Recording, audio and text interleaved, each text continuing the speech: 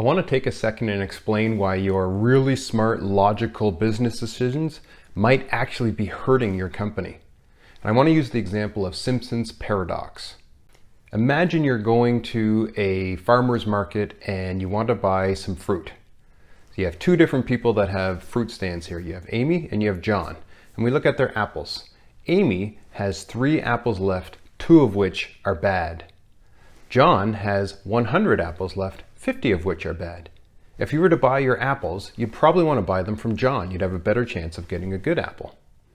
What about bananas? Amy has 100 bananas left, 5 of which are bad. John has 3 bananas left, none of which are bad. Again, you'd probably want to buy your bananas from John. You'd have a better chance of getting a good banana.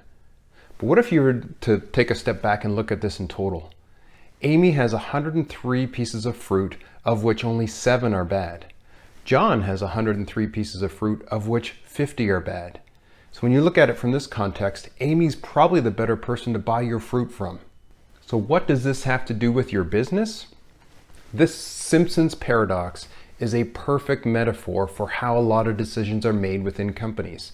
When you look at it at too narrow of a context, or in silos, or with not all the full big picture in mind, you could be making a really great individual decision like buying your apples or bananas from John.